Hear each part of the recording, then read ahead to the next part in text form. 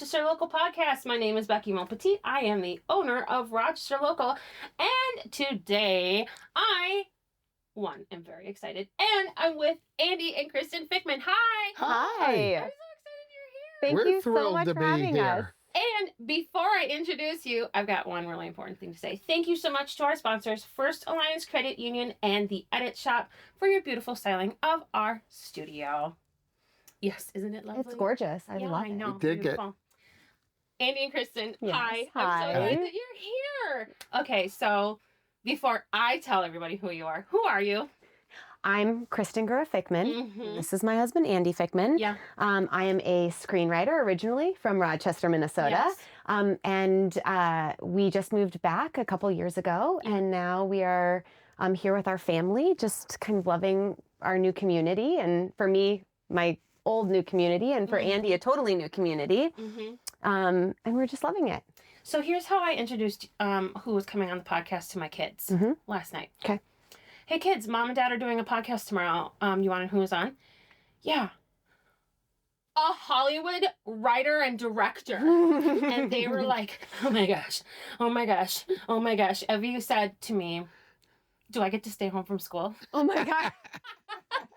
It's true. So, Rochester Local listeners and viewers, we have a Hollywood writer and director on the podcast today. Welcome. Thanks. If I didn't say I was nervous, I would be lying. Oh my gosh. We're always nervous. By the way, your children's reaction to us is significantly different than our kids' reaction to us, which is at the level of could care less. Just there's nothing. Yep. Whatever's below that level. I don't want to watch Daddy's movie. I don't want to watch Liv and Maddie. Oh, Yeah. well, Until we do an episode of Paw Patrol, it's kind of like, eh. Yeah. right? Got Well, nothing. I mean, can you? Can you? By the way, I know people at Daniel Tiger. One of my very good girlfriends is on Daniel Tiger. And Wow. yes, she's amazing. Right? So I feel like you're only 1 degree to Right. That's right. Yeah, 1 exactly. degree of Yeah. separation. And yes, and Daniel Tiger's huge in our house as well. So maybe like 2 degrees to Bluey then? yeah, oh man. Bluey, a classic. Right? Bluey. That is, our kids are 7 and 9, and Yeah. Bluey still reigns supreme in I love it. in our house. I love that it. tells you the allure of Bluey. Yeah, it's great. Anyways, we got sidetracked a little bit. So, how does a Hollywood writer and director end up in Rochester, Minnesota? Very curious. We were, I was doing a series called The Crew for Netflix, starring Kevin James. We were on episode 5 of 10. And we were shooting in Long Island, New York.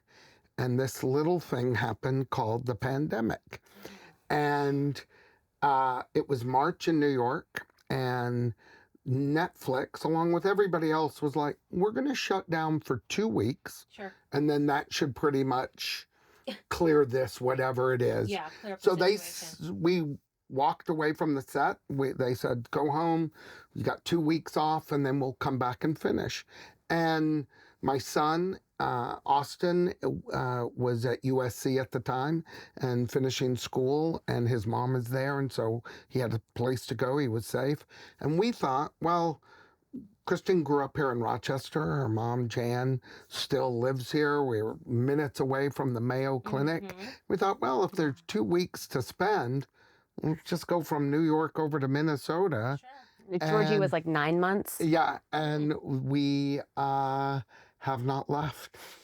And We just the only stayed. difference was We casually stayed. we went back in August, went back to finish the series for You Netflix. went back. I went back. Because of COVID rules, we were not allowed to go. Oh, okay. So they had the unions had all sorts of precautions in place, rightfully so, and so they were trying to keep everything as small as possible, and they kind of zoned everything. And Andy was in Zone A, so he could work with all of the I actors. was basically in a hazmat suit, Right. truly head to toe, Wow. Yes. yelling action, cut, which are really the only 2 things I do as a director. And so I just gave away my big skill. Embarrassed. But when we came back, we were editing back at the house in Rochester, and Kristen's mom had turned the basement into a office and studio to sort of Oh. do all the editing. And then went to Chicago to shoot a Disney Immediately Plus, after. Immediately, a Disney you Plus went and from Disney New Channel. York to Chicago. You didn't That's even right. come back to Rochester. Did a Christmas movie called Christmas Again, and we were editing that in Canada, even though we shot in Chicago. And Disney said, well, this COVID is really crazy. We don't want, normally when I'm editing, I'm sitting in a chair here and the editor's there, a little too close. So they said, we'll send some equipment to you to Minnesota. So I got back from filming, edited the entire film in the basement in Rochester. Our editor was in Canada. Our producing partner, Betsy Sellinger, was in LA. And from there, it just became more and more kind of home. And our daughter was becoming school age enough to start preschool, and we needed to kind of find a place for that. And we really fell in love. It was great seeing Kristen back in her home environment. I'm a kid from Texas, but my mom and grandmother, that whole side of the family is from Stevens Point, Wisconsin. So every summer and winter I spent in Wisconsin, but had really spent no time in this area as an adult. And so the ability for us to be here has been really great. Now it's just been base camp to leave every time I go to London for our musical Heathers or any of our other musicals. I just fly in and out of that Minneapolis airport. Which is one of the best airports. The best airport on earth. No, I'm going to say The this. best This airport. might be controversial. Mm. Not only great, Minneapolis Airport, I've been around the world, has the best bathroom facilities of any airport in the world. Yes. You could eat a full meal off the floor and feel safe. I wouldn't, but you could. I mean, I agree. I've done a fair amount of travel, and those bathrooms are pristine. We would say they are a chef's kiss. Mm. I love that airport, and everybody's like, you're biased. No. I'm like, No. well, there's also a factual reporting done on like this airport. It's the a best great airport. Easy to get around, great shopping, great food. Yes. But it has been in some ways, a lifesaver for us work-wise, because the ability to, when you're in LA and you're flying anywhere in the world for work, easy. When you're in New York, same thing.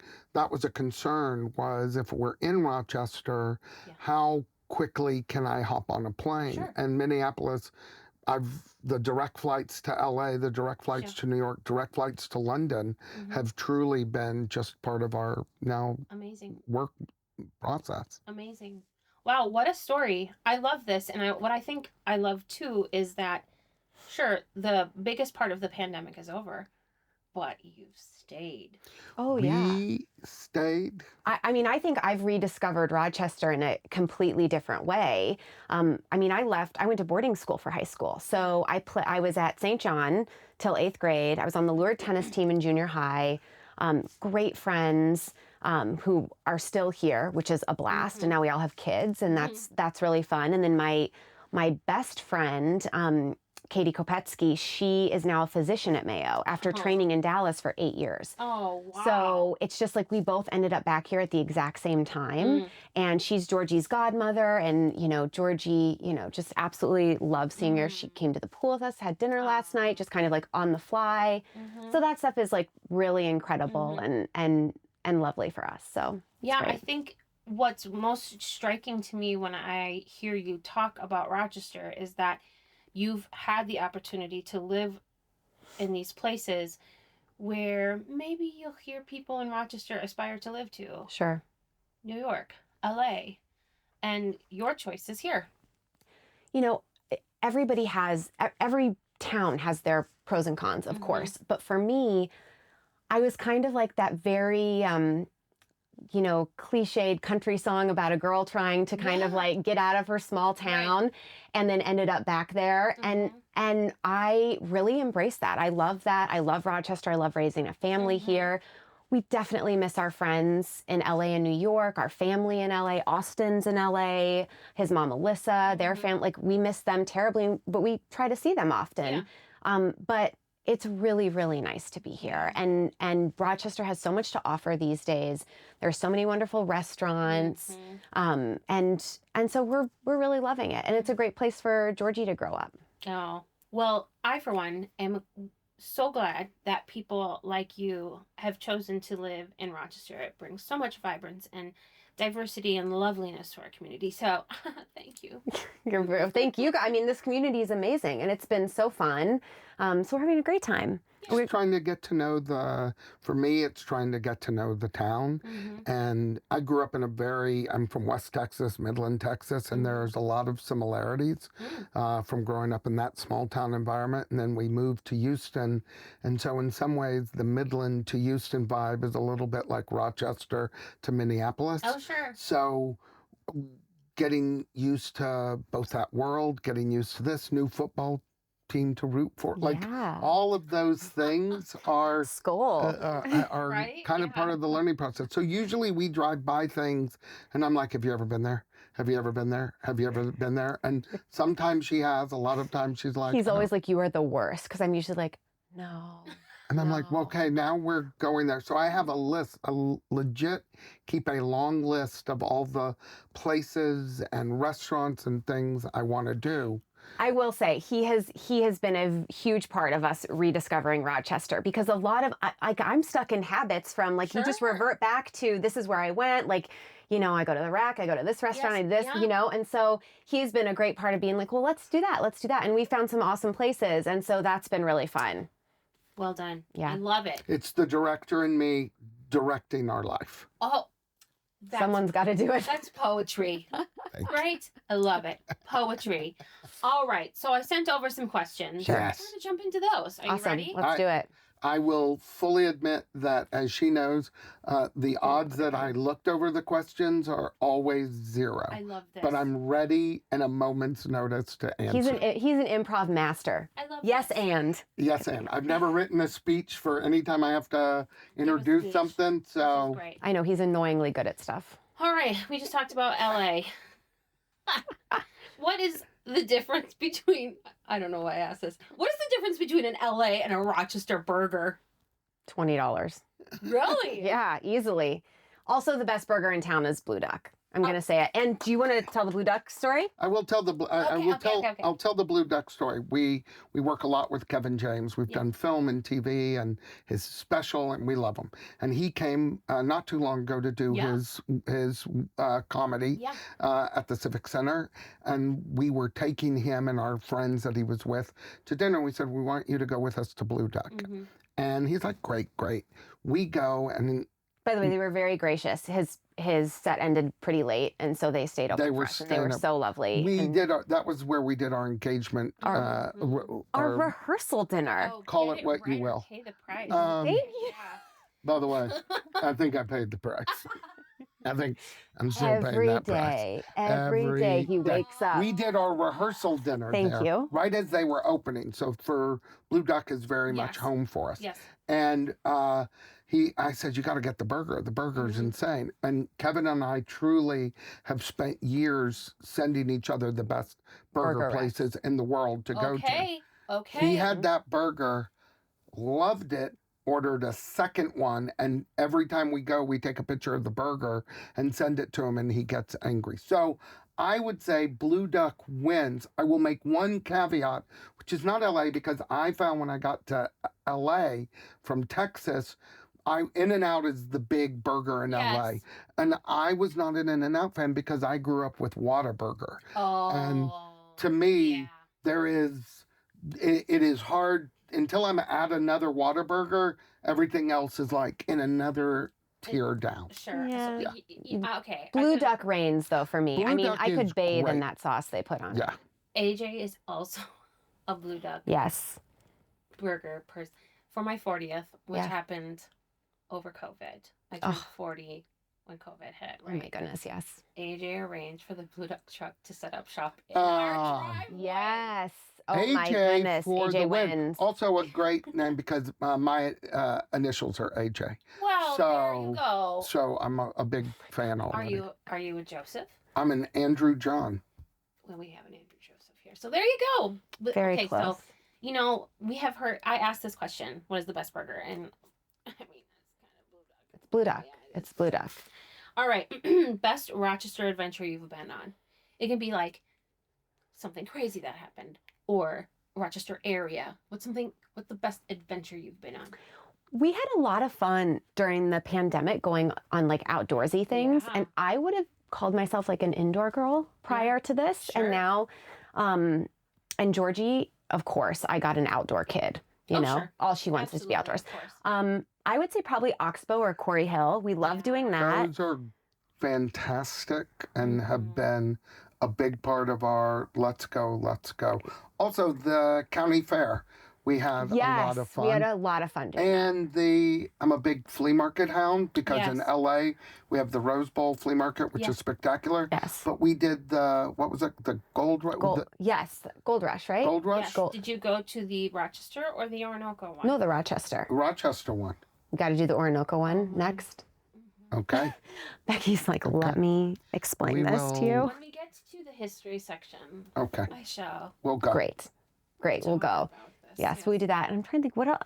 And you know what? On like a normal weekend adventure, we just love going to the farmer's market, getting coffee from Abe, and just there is browsing. A whole like vibe. Yeah. Mhm. You are at the farmer's market and you feel something when you're there. Absolutely. And also we had Omar's Cafe catered our wedding. Oh, And sure. so did Abe. Abe was at our wedding. And so it's also really fun for us to be like, we got married in my parents' backyard. And so it's really fun to kind of go there and say hi to Run Abe. into friends there. Yeah, it's so fun. I mean, it's great. you can buy your flowers and your produce. Yes, it's great. There's just I love the farmer's market. So I feel you right there. What makes you good at your job? And besides the numerous awards you've all won. I think that I gravitated to storytelling very early, like as a kid. And like looking back when you kind of trace a creative career, I think you can start to look at what you did as a child that was like very, and I mean, my dad and I read every night together. We read all the Harry Potter books, like all those things. And so I think that being a fan of storytelling and TV shows, I mean, I have no chill about my job. Like I have to get on the phone with certain people and go and talk to Andy for like 10 minutes about like, okay, don't mention this, don't mention, like, get it together, because I'm such a fan and I love television. I love movies. I love books. I love podcasts. Like any way you can consume a story, I love. So I think for me, being a fan, unapologetically of entertainment is what makes me good at my job. I think stealing from my wife that, growing up as a kid in Texas, I just marveled at the big screen. I marveled at theater. I marveled at television. Yeah. And so I just feel like I make things that I would want to see. And I've been very blessed and lucky that I've had to work with gotten a chance to work with some of these all-time great actors and comedians. And so that really, I think if I ever stop being a fan of wanting to go, we're at Mr. Marcus's theater every weekend. Marcus, we're tight with them.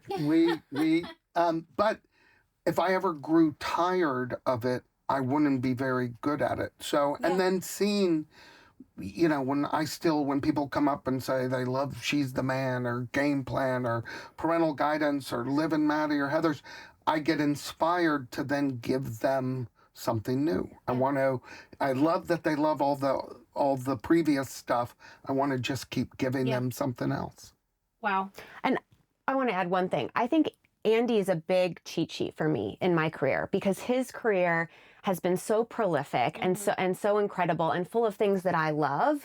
And so being able to have him as a resource, to watch him edit, to watch him do all these things, has also really helped me as a writer, because you understand what the director is going to face in production, what they're going to face in editorial, and how to maybe try to get ahead of that in the script and make those changes. And so I think that has actually helped me quite a bit. Very nice of you. So it's amazing that you're coupled, right? Because you bounce off of each other so well. Okay, so we're talking a lot about the storytelling process and scripting and editing and all these sorts of things. Please explain the strike.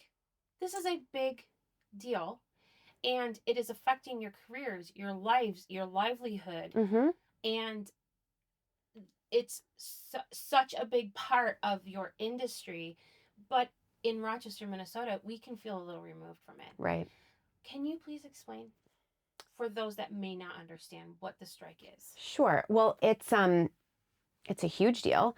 It obviously is affecting us greatly. We're both writers in the WGA. I'm also in SAG because I started out acting, and it affects our crews, our hair and makeup. The trickle down effect is pretty crazy, especially in Los Angeles. I think we're on track to be the longest writer strike. The longest one was like 150 something. 158. We're at 122. Yeah, something like that. So, and then the actors are, I think, almost 50. 48. Something 49, like that. 50.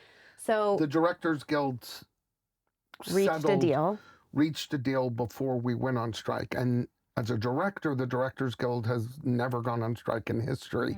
As a writer, we have gone on strike many times. We were on strike right before I did a movie with The Rock called Race to Witch Mountain. That had brought us down. The big one was 1988. And these are, a lot of times, like any sort of strike, it's many times coming down to basic issues. You're talking about healthcare. You're talking about the ability to have enough of an income to provide for your family. But this one's different. This one is existential because you're talking about AI. Yeah. So there are some huge issues at play, and there are nuances to some of these other issues like mini rooms and TV and span that are like very nuanced and really specific to television writers. For us, I think personally, the two huge issues at play are streaming residuals and AI. And that's what I think for, and correct me if you think I'm wrong, for both the actors and the writers, I think at the forefront of this particular fight. And I think that television, movies, this is art.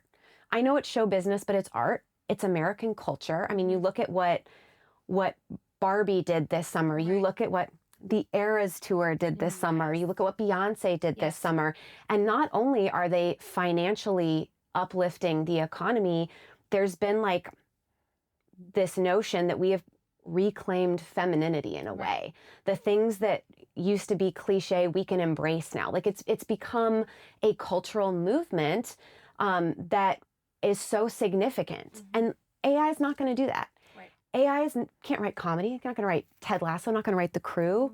And so it's a really difficult strike. It's a really different fight. It feels different.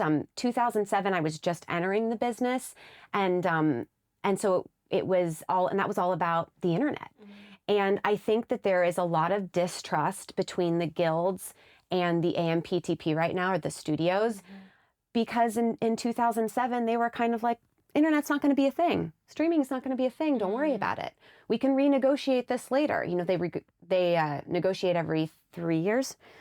And so streaming is a thing. Yeah. Streaming is a very big thing. Right. And it's been a massive shift in the industry over the past decade. And now those streaming residuals are nothing. There's not enough for people to make a living now. Right. And a really famous example of this is the creator of Squid Game. Biggest show on Netflix, one of the biggest. It changed Netflix value by $900 million. $900 million. He has not gotten one residual from that.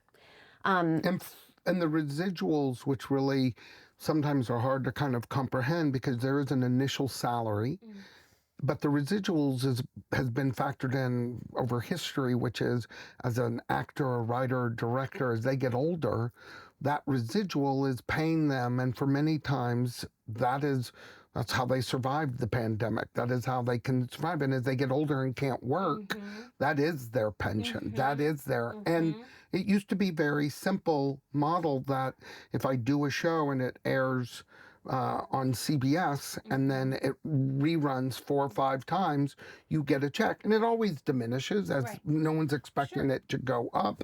But you can calculate that and you have a sense that, oh, that's coming.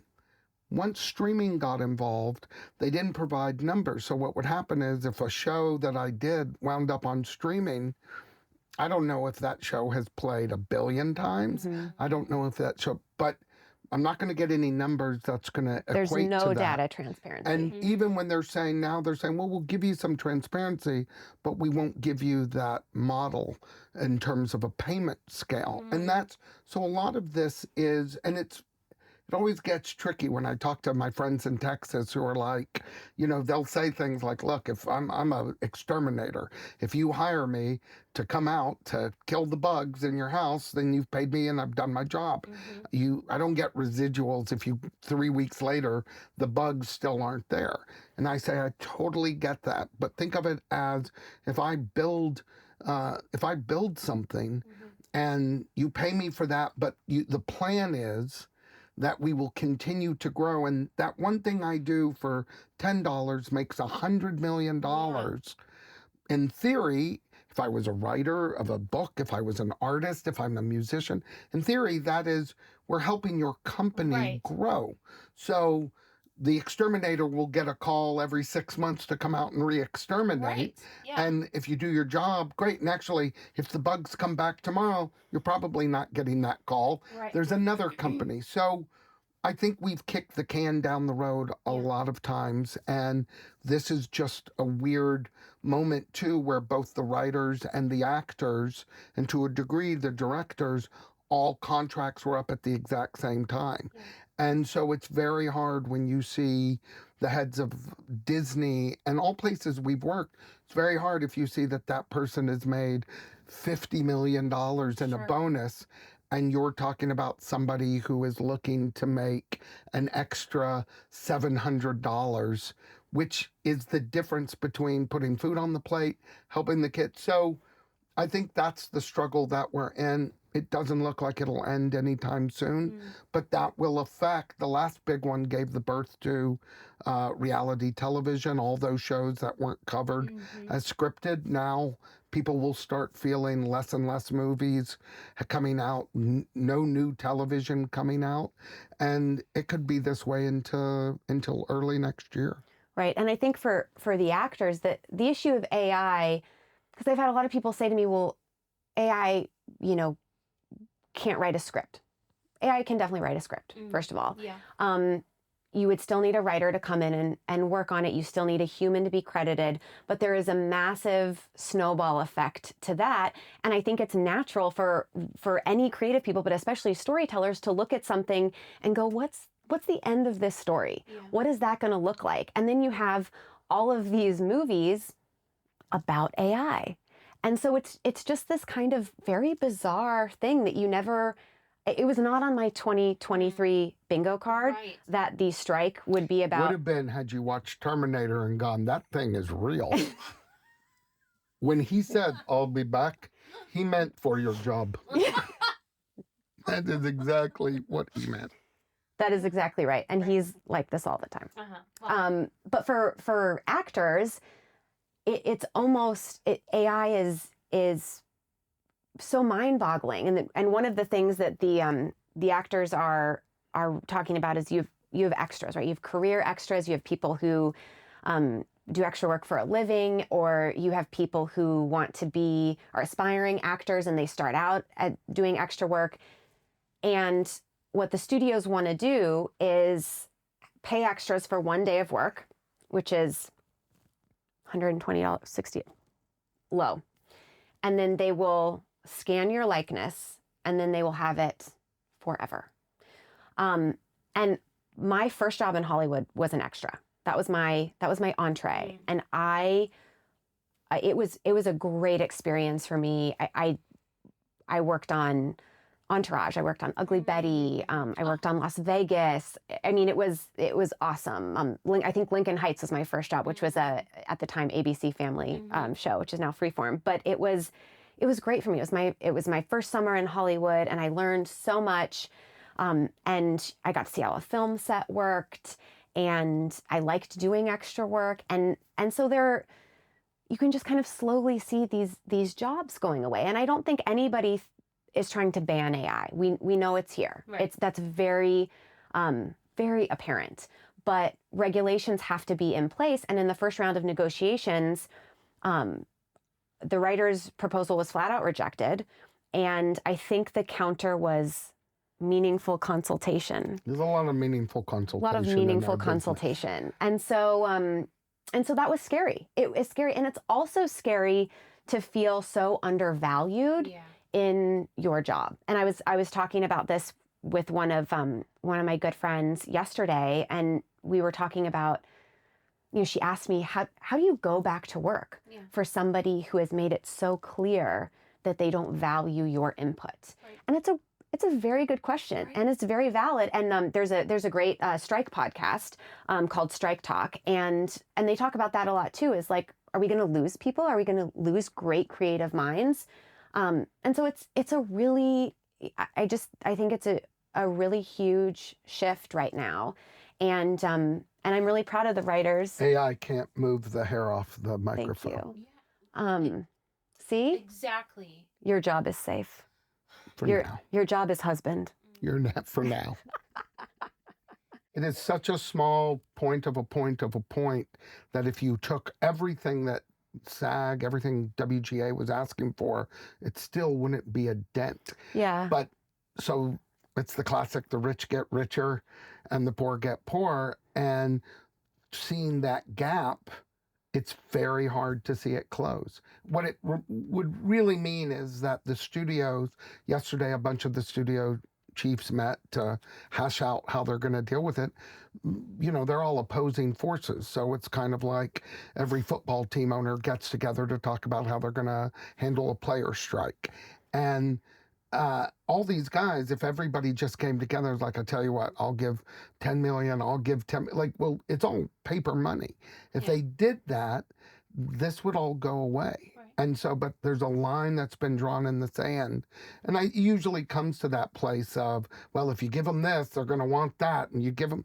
So this one is inspiring to see how many people have banded together, and hard to see that trickle down, as Kristen said, for a lot of people who are not in the strike, the various crew members, the catering trucks, the hair and makeup, all those people are just waiting to go back to work. And no matter what happens in this strike, hopefully it sends a message about protecting the worker. But those are people who, once the strike is over, you sign on the dotted line, we don't go to work the next day. It still takes you 10 weeks, 12 weeks to write the material, to put it together, to cast. So we're still months off before anyone's walking on a set en masse and starting to get the ball rolling. And the other thing that's really different about this strike is that it's one of the first times the streamers have a huge seat at the table. So you have streamers weren't involved in the last; they didn't exist in the last negotiations and strike. So it's Apple, it's Amazon, Netflix, and Netflix makes all of their money from streaming, but Amazon and Apple don't. We're not their big revenue stream. So it's also, I think that within the AMPTP, they have such different business models. Yeah. And of course, we have no idea what's going on in those discussions, but you would imagine the legacy studios who need to get shows on the air fall or mid-season, 24, are looking much different than Netflix, who's like, I have a library of content. There's no way everybody has watched everything. I have new stuff coming. I mean, Spy Kids is coming out this fall. I mean, they still have things coming out. So I'm sure that those business models look very different. And I think the one thing that I probably agree with is that it's been said that the shareholders are going to end the strike. And I do think that once the shareholders are like, get it together, a deal will be made. But I think it's a long road. And we had a little bit of hope. Was it 2 weeks ago? They started talking again. The writers and the studios started talking again. And then the studios went behind our negotiating leaders back and released their counter proposal to the media. And it just... There is a huge misconception that everybody in Hollywood makes quite a bit of money. Yeah. The people you know about in Hollywood make quite a bit of money. But if you have how many crew people are employed on a movie? 200. Okay, 300. easily. So say 200 is the minimum, right? You're going to know, the average person in Minnesota will probably know 2-3 of those actors' names. Right. they might be making a lot of money, but Right. it takes a lot. I mean, filmmaking and television is a team sport. Right. It takes a lot of people even before you get on set. And then Right. once you're on set, it takes way more people. Right. So there are executives, there are, all of these other people. There's a local laundromat in LA that is struggling because they don't have laundry Sure. from sets. Right.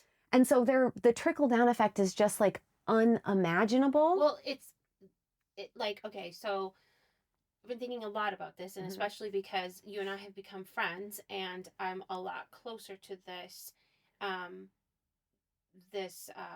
topic. Yeah, because you so- have to hear me yeah, and complain so- about it a lot. No, I'm actually really grateful that you share content, because I read practically everything that you share in your social media. Thank you. That's so sweet. And so I've been thinking a lot about this topic, and it's become important to me, but there's so much I've been thinking about. Think about, what is Rochester built on? It's built on the Mayo Clinic. Mayo Clinic. If something this big, let's say all the nurses strike, Mm-hmm. and they've gone on strike for 122 days. Well, Right. problems. Yeah. So that's It's an industry town here. it's an It industry is. town. That's the same as LA. Yeah, And same as so- New York, same as So London. I Mhm. read an article. This maybe is 2 or 3 years ago. Okay, Sure. so it's a while ago, but it keeps popping up to me, and it was a BuzzFeed article. Let's call it a BuzzFeed. Let's article. call it a Okay? BuzzFeed article. It was about a very recognizable. Maybe he was an extra. Maybe he's just one of these faces that you see in films. You're like, Mhm. yeah, it's that guy. Right. It's Sure. that guy. Sure. And this guy has when he's not on a set or whatever, he works at Trader Joe's. Sure. Oh, absolutely. We have so many friends who already have a second job when there's no strike, just to sort of keep Right. it alive. But everybody knows that guy. Like, Right. you're gonna see his face, and everybody's gonna go, that guy. And the reason I bring this up is the idea that all of us are like, that guy is loaded. That guy, because we recognize his face, Yeah. we see him in a lot of movies. That guy is loaded. Right. Well, that guy, whoever he is, I wish I knew where this article was, is probably scared out of his mind right Mhm. now. Yeah. And so my question is where's the point of no return? Where is it that the hairdresser, the makeup artist, the caterer, the laundromat is like, can't do it anymore. Sorry, out of this game, starting something new. I think you've already hit, in some ways, COVID started it. Yeah. COVID created that the entire industry shut down enough that a lot of people who were already on the edge left Yeah. and have transferred to other jobs. When COVID returned, when work returned after COVID, we were rebuilding as an industry. Mhm. Now this happens, and what happens is a lot of small production companies shut down. A lot of those people who are thinking, I've been trying 10 years, Yeah. 15 years, and a lot of it is pivoting to a different job. So we see it happening right now. We keep saying to people, we don't know when it's all said and done and the smoke clears. We don't know what companies will be left. We don't Yeah. know who will be left. And We don't know Well, which of our projects survive. we don't know which of our projects will survive. And that's the thing, So- is you can't prep for, you can sort of prep in your mind, like we could shoot that in March, we could shoot that in June. Mhm. So some of that works, but there's a lot of question marks with almost all of to our your projects. to your question, I think everybody has a personal line. Yeah. I I applied to business school and was going to go to business school at USC, and got a job, and was like, okay, I'm gonna work on this movie, and so I think I've almost hit my line a few times, She has. but I love what I do. I think your love for what you do and it being your dream, I think that gets you a little bit further every time things get hard. Mhm. But I do think everybody has a personal line, and I definitely have almost hit mine a few times. Yeah. So it happens. And I and I think what might be frustrating, if I was to put myself into your shoes, what might be frustrating for me is that this is so impactful for you in your everyday life, but those around you, like, la la la, we consume what you have worked on. You've worked Right. on it. like 2 years ago. Right now, we're consuming it now. Right. So everybody who consumes your product is going to be bent out of shape in 2 years when there's or a year and a half when there's nothing new to consume, and you're like, hello, old news, why were you not hello, like You're going to wait for this period when season finales all hit, and you're waiting for your next, when will this happen? Right. When do I get my next load of these shows? right. You're going to have 2 years before you get the next load of those Right. shows. Newsflash, binging a series or something, don't get used to that. It's going to go away. The longer the strike lasts, I do think the way that the models are right now with streaming, I think that will be felt probably a little bit less than in prior strikes, because you're not just relying on a box office. But I read an article today in Deadline about how the studios are now going, oh wait, we're going to have this huge lull at the box office. And I'm like, of course you are. Yeah. Nothing's happening right now. They're moving big movies to next year because there's no actor who is able to promote the movie. Right.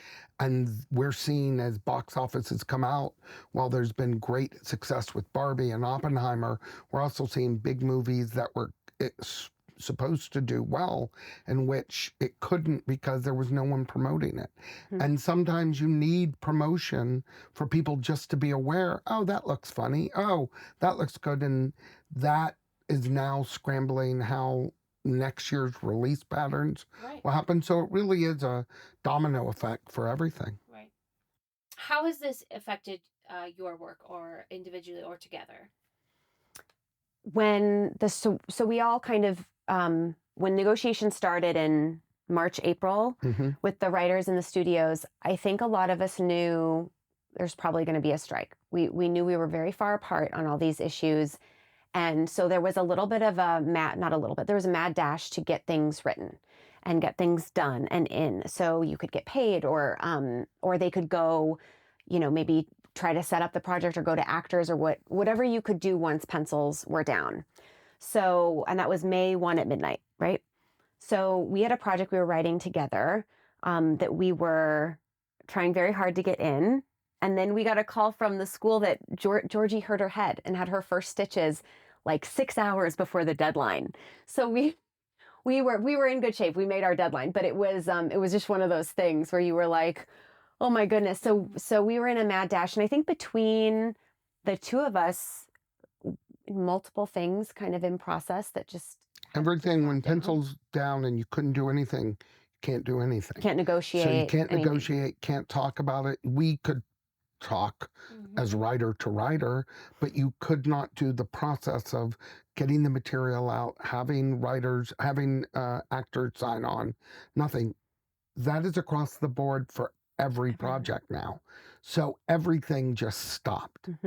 So that affects us, because every day, when it was COVID, we were playing the game with the studios as our partners, because we were making hedging bets. How would you film? Protocols were put together, but it was all a partnership, and COVID costs was on top of filming already was going to cost a lot more.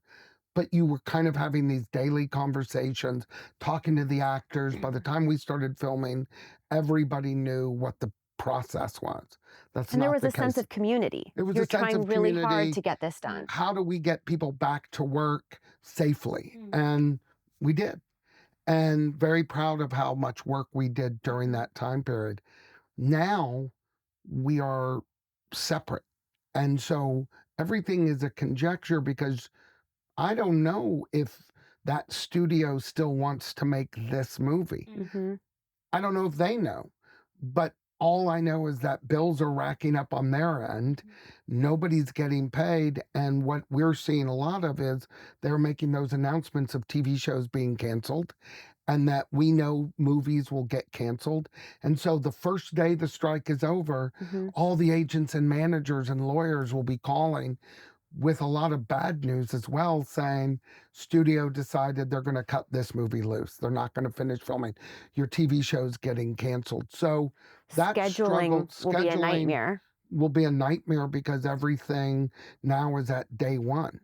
And so usually we spend a year or two spread out saying, oh, we can film that movie in September because that's when that actor's available.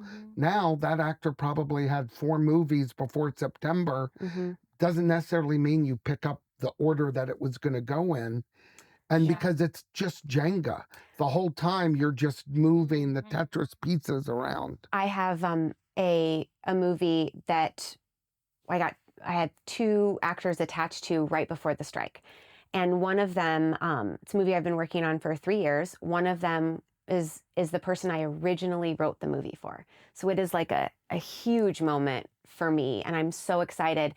And, you know, that actor has other projects and a television show in first position. So once we're back to work, how does that figure in with my director's schedule, my producer's schedule, the start? Like it's just going to be chaos. It's a little bit of out of sight, out of mind. Whenever we choose projects, we choose it for what that feeling was at that moment. I read it and I was really wanting to do this.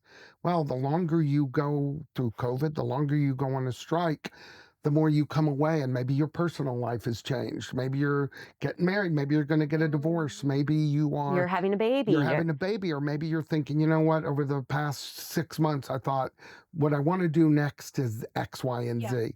So we strike while the irons are hot. That is the nature of our business, how we get our actors, how we get our projects set up. This is a very slow dwindling down. From a creative process, Kristen and I have a couple of new ideas that we've started to formulate that we can start working on. And you can write for yourself during the strike. We can write on spec our ideas. Nobody can stop us from creating, which is a saving grace. But I think it will dramatically affect our entire industry and every individual working in it. For years. Yeah.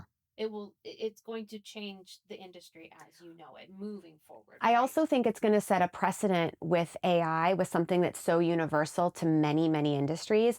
I think whatever happens here is going to set a precedent for other people and other jobs that AI is threatening. Wow. We're a supply and demand industry. So if you, the consumer, decide that there's nothing new to watch, you're going to go get a new interest, a new hobby, a new something. When hockey went on strike, they lost an entire season. And that meant a lot of on the fringe fans simply were like, okay, fine. All right, I'm fine. And so I'm gone. So then when you gear back up, when the strike was over and it was like, hockey's back, that's not an immediate you saying, yay, I can't wait. It was having to be like, come on in, come on in. Right.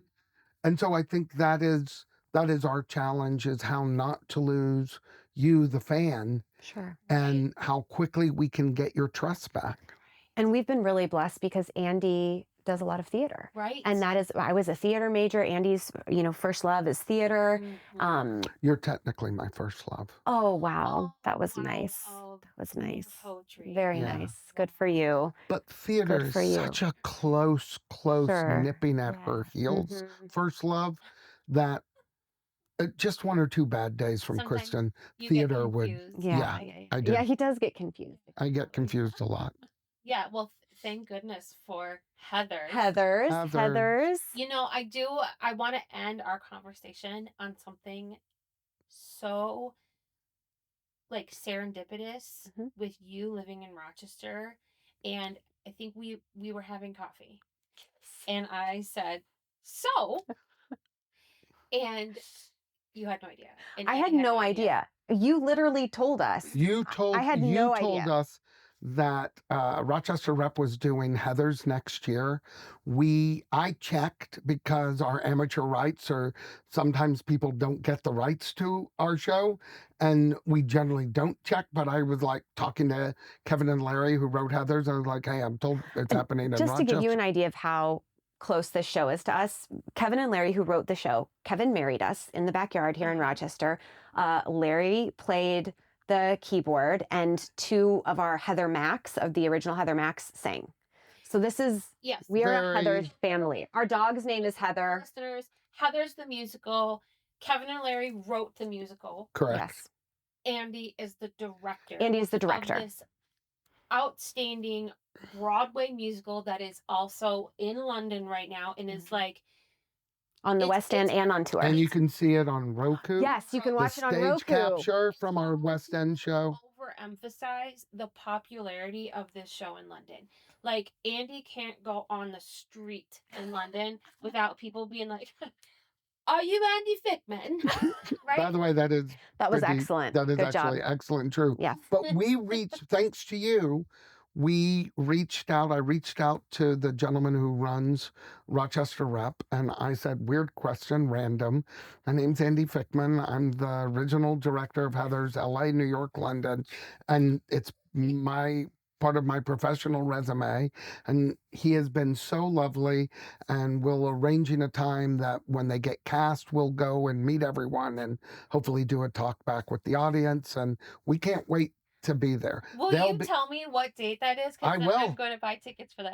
That'd be so fun. I think that they will be either. We have seen a few. We have a junior production of Heather's 101, which is the high school production. We saw the very first production that was ever done. Our friend directed it at a theater company, and our friend who was in Heather's in New York. Heather directed that.